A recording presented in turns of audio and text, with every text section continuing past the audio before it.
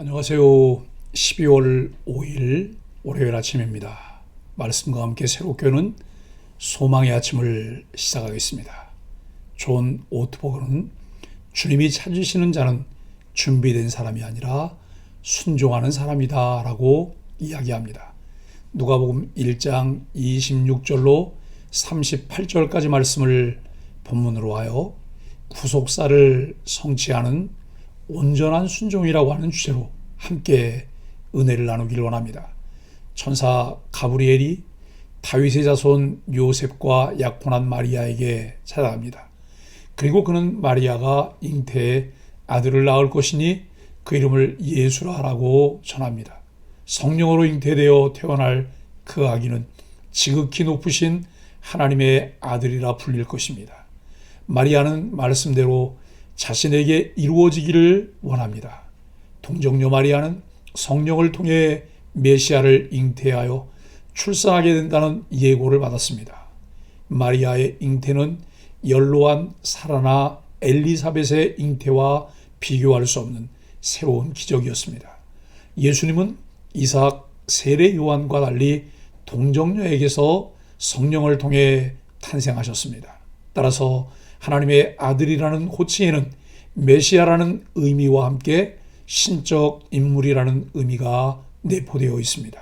성령으로 잉태되어 탄생하셨다는 점에서 예수님은 유대인들이 기대한 인간 메시아보다 더 위대한 메시아이십니다.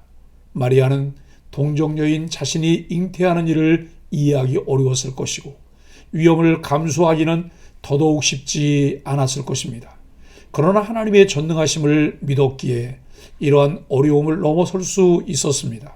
마리아는 메시아를 기다리던 소망을 실현해 주시는 하나님의 기적을 받아들이며 위험을 감수했습니다. 마리아의 위대함은 믿음에서 나오는 순종에 있습니다.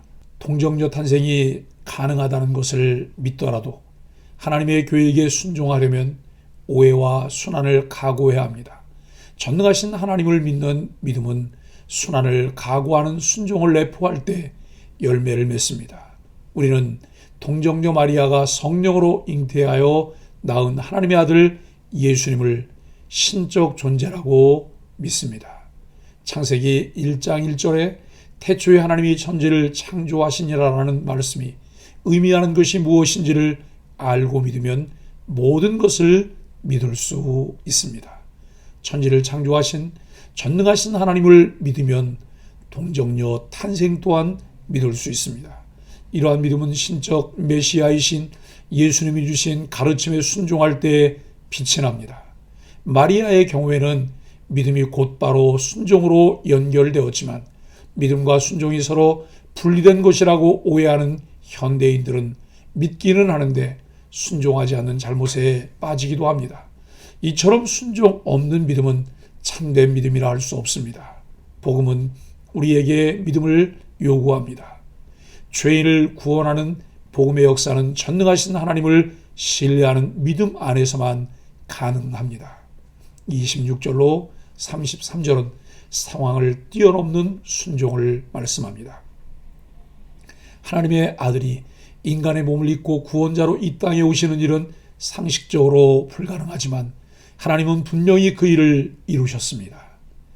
엘리사벳이 임신한 지 6달이 되었을 때 천사 가브리엘이 갈릴리 나사렛 동네에 있는 마리아를 찾아갑니다. 이제 구원 역사의 절정을 이루는 두 번째 단계입니다. 그 무대는 천사가 사가랴를 만났던 예루살렘에서 멀리 떨어진 나사렛이고 주인공은 처녀 마리아입니다.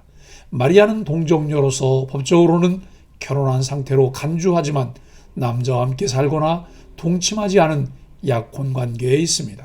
마리아는 하나님께 은혜를 받은 자입니다. 이는 그녀가 하나님의 구원 계획의 특별한 도구로 사용되리라는 뜻입니다. 이에 마리아는 크게 놀라고 당황스러웠습니다. 천사의 등장만으로도 마리아는 충분히 혼란스러웠을 것이며 하나님의 임재가 무엇을 의미하는지 의아했을 것입니다. 천사는 그런 그녀를 이해하고 무서워 말라고 위로합니다. 은혜는 하나님께로부터 오는 분에 넘치는 호혜입니다. 복음은 하나님이 주시는 은혜입니다. 이 은혜는 모든 두려움을 제거합니다.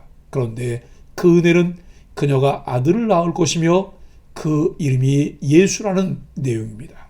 하나님은 태어날 아기에게 직접 여호와께서 구원하신다는 의미의 이름을 주셨습니다.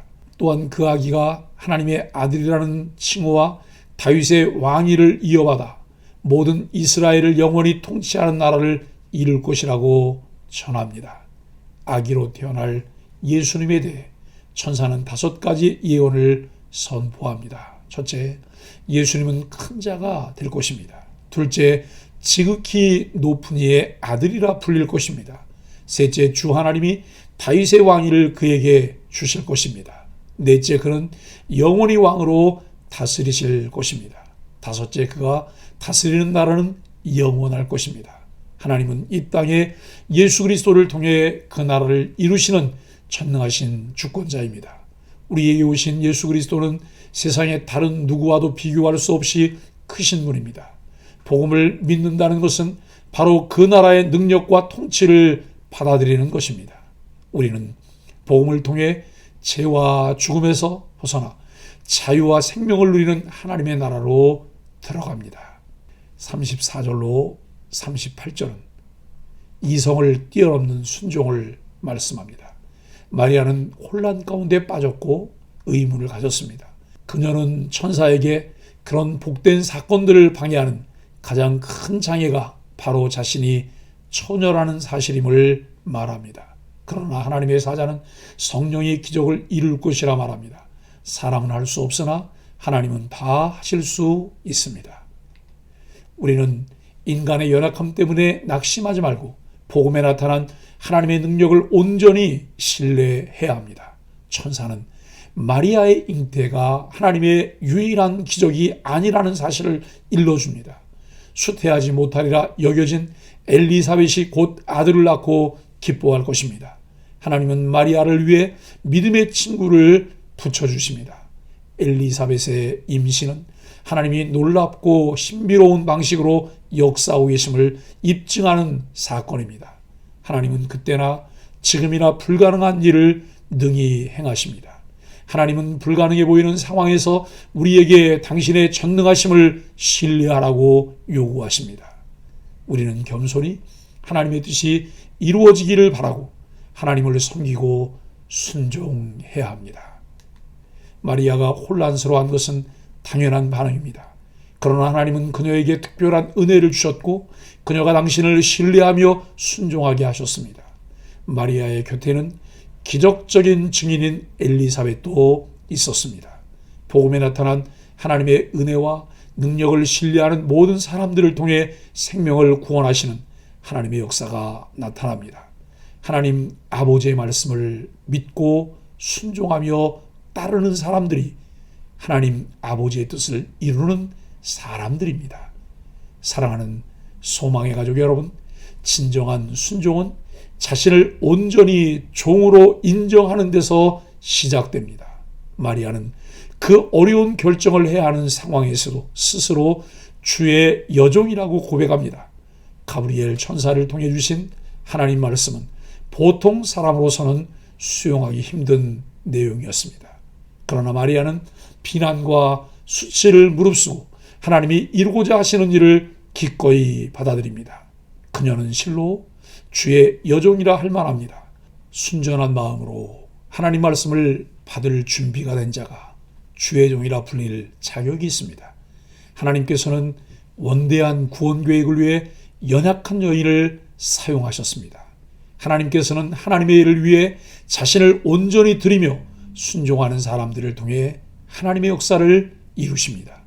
주의 뜻이 무엇인지를 깨닫고 발견하며 우리를 향한 부르심이 무엇이든지 온전한 순종으로 하나님의 역사에 참여하는 신실한 그리스도의 사람들이 되기를 예수 그리스도 이름으로 간절히 축복합니다. 함께 기도하겠습니다.